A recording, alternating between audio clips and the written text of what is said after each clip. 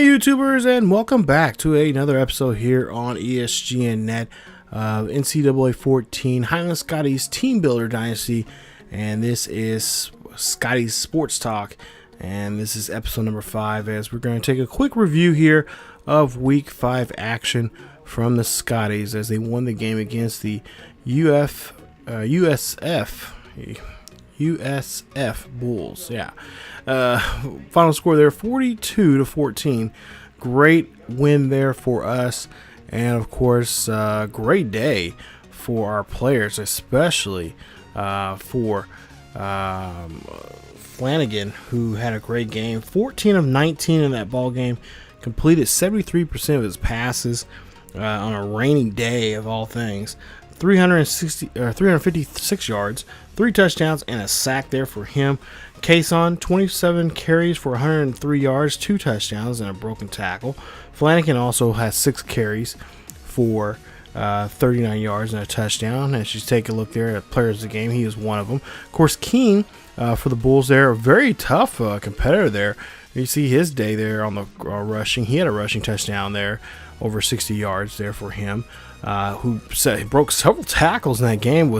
He was more impressive than Flowers, who was knocked out of the game there in the first quarter.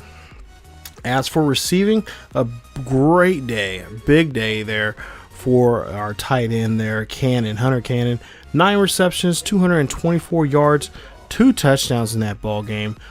Page also had a touchdown for 2 receptions and 53 yards in the game. So a great day there for us, and of course for our whole ball club there, just really putting it on the team as they won by several possessions there, which that Coach Teddy Bond says at a post-game interview there, said that he was very, very happy to see the team come together, especially the running game. He was very impressed. We got over 100 yards there for our top guy there, but he was more impressed with Hunter Cannon, who was just a great competitor there, who had over 224 yards there. You see on your screen, 9 receptions and 2 touchdowns.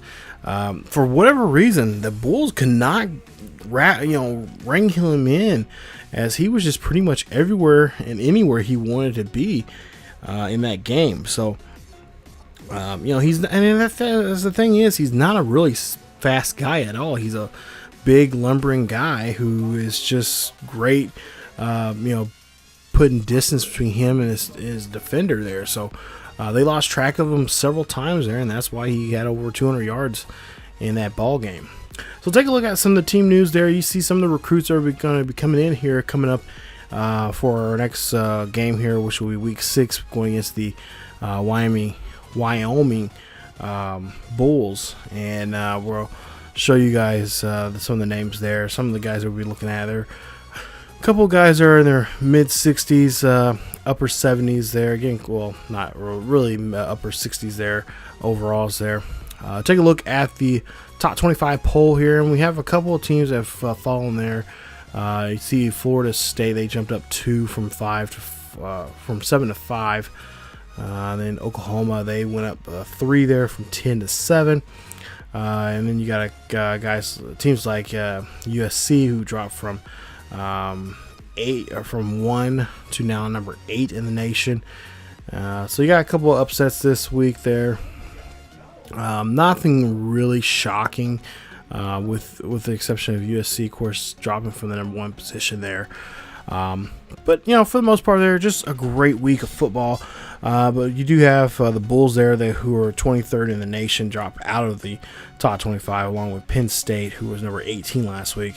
But there you see us. Hey, we got some votes there, 141 votes there, but not enough to get us there in the top 25 there. So Penn State, North Carolina State, and a couple others there receiving some votes. But there you see 5-0 going into this week 6 there. And there you see the 4-1 Cowboys there. Wyoming right there in second place there in their Western Mountain West division there.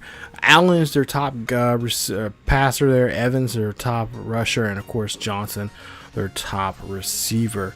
There you see some of those numbers there. Those are the guys we're going to have to watch out for. Wyoming, really, they're a 2-star prestige, 81 overall. But, of course, this is, one of those teams that we just can't take, we just can't overlook because they will do some damage against us. And we're just going to have to really do a good job there of keeping track of their quarterback, who is, he's in a couple categories there. He's in the top 20 in some areas there in his game. But a guy we're definitely going to have to keep a track of and just kind of wrangle in. I would say that they probably are going to be a team that's going to use a lot of no huddle, because that was pretty much the thing that did us in.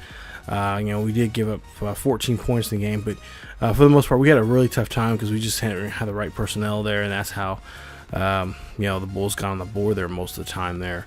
And that's been happening here quite a bit. That happened to us when we played against number 9 Stanford, which there you see there, one of their guys there from last week, offensive player of the week there. But yeah, for the most part there, we're just going to have to, just do what we can do there to help us out. As you see there, players of the week for the Independents. And there you see our sophomore, Alex Flanagan there. Nice week there for him as he put up some really great numbers there against the Bulls. So coming up in the next episode, you guys, we were going to be taking on Wyoming there. Like I said, we're going to have to watch out for their quarterback there. Got a good receiving core. And they got some pretty good, decent linebackers there that we're going to have to watch out for there, too, that could put us some trouble there if need be. So Flanagan may not be throwing the rock around that much. We may end up using the running game, especially last week. We had 103 yards there from Kason, who the blocking's been a lot better. It's been getting better and better each and every week. And I think with 2 touchdowns last week, I think it's going to even get better for us this upcoming week. So running game is going to be really important. I know talking to Coach Teddy Bonds to wrap up this video here, he said that running was going to be very key. Last week, he was very impressed for over 100 yards and 2 rushing touchdowns, but he says he wants more, and there's might be a good chance here you might see some different packages here with some other like McLaren and a couple others there, other running backs that we have on our squad there to help us out in the running game there. So that is something we're going to be looking at next week, and we'll try to see see how we can do against these 4-1 Wyoming Cowboys. So if you enjoyed today's episode, like I said, it's a quick episode. We're just kind of giving you guys the bare bones of what's going on this past week, and of course what's coming up this week in Scotties football. So but again, if you guys enjoyed the video, please leave a like. Also, don't forget to subscribe to the channel for more Scotties football here on ESGNet. Thank you guys so much for the love and support for this series so far. You guys have been enjoying it, and thank you guys so much for it. So I've been enjoying it myself. And I think in the next episode of Scotties Sports Talk, we'll go ahead and we'll talk more about possibly you guys putting yourselves into this, as we got a couple people already asking about creating recruits for next season. So we'll look into that, and I'll tell you guys how to do that coming up in the next episode of Scotties Sports Talk. So thank you guys so much for watching, and again, stay tuned for more Scotties football here on ESGNet. You guys can follow us on social media on Facebook, Twitter, and Tumblr. Of course, on Discord. Discord now, we're on there, and check us out there for the latest news and events on what's going on here on the channel and what is going on in the world of sports gaming and in sports in general. Thank you guys again so much for watching, and stay tuned for more Scotties football here on ESGNet. We'll see you guys next time.